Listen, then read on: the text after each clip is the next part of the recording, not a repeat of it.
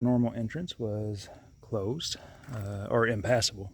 Wasn't closed, but I am not willing to get my feet that wet today. So I came around to the main entrance, and here it is.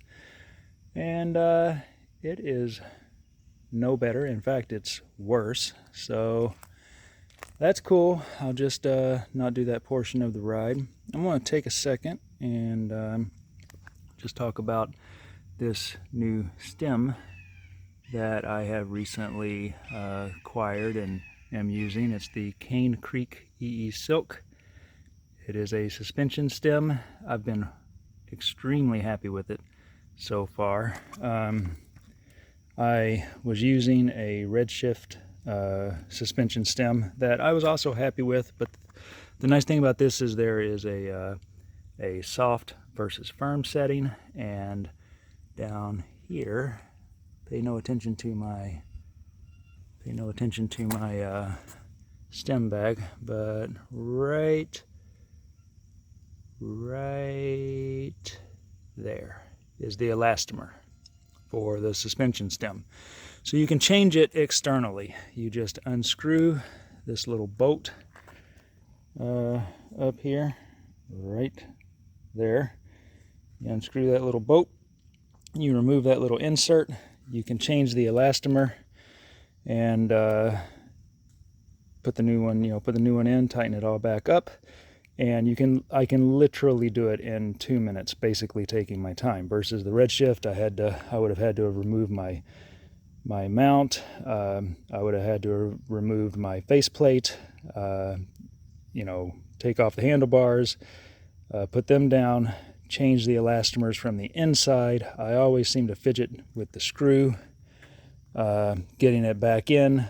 I'd say that process was probably more like a 10-12 minute deal. And that's if you mark your handlebars before you take them off, because I learned the hard way that not marking my handlebars meant I had to fidget around and get my handlebar setting exactly right after changing the elastomers in the Redshift. So anyway, this is the Cane Creek eeSilk. I've got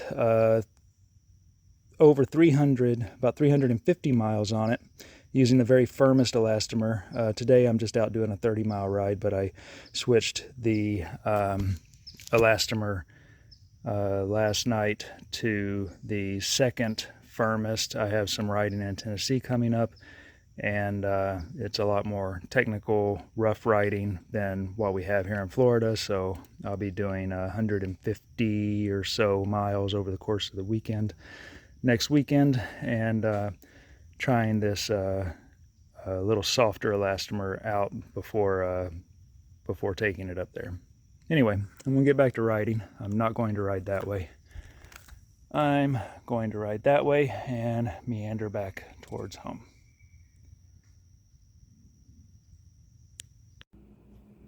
All right, going to do a little supplement to that video. Back in my garage, it's actually like a couple days later, and just wanted to say that I am very happy with the eeSilk, but that doesn't necessarily mean that I wouldn't buy the Redshift. In fact, over here is my adventure bike, Sauce Fargo. I have a Redshift on it, so I used 2 Redshift stems for a while, and I was very happy with them. There's a bit of a price difference between the eeSilk and the Redshift, probably in the $60 range. The eeSilk is more. The Redshift allows you to do a positive 6-degree rise and then a negative. The eeSilk only allows for a negative, so if you need a positive rise, the Redshift would be the way to go. The eeSilk is a little bit lighter. The eeSilk is definitely easier to change elastomers and resistance. And if you look at my adventure rig here, like if I had the eeSilk on it, I could totally change it with all of this, all of these mounts and everything on it. the Redshift, I've got it how I want it, I've got it how I like it, but if I wanted to lighten it up or if I wanted to make it more firm, there would be I'd have to take the entire front end of, the bike apart, basically all the mounts and everything to, like easily change the faceplate and get the handlebars off and everything. But I was really happy with the Redshift. I actually wanted to go down in length from a 100 millimeter stem to a 90 millimeter stem. So I took that as an opportunity to try the eeSilk out. I'm glad I did. I have a titanium bike. I got the silver version of the stem. Matches the bike really well. But again, overall, totally happy with it. Also happy with that Redshift deal right there. So if you're interested in a suspension stem, you really, I don't think can go wrong with either one of them. But guess that's it for my video. You can make up your minds with what to do with your money as far as equipment goes. Either one is not a bad little investment if you're full rigid or gravel cyclist looking for a little bit of extra suspension to smooth out some of the rough stuff.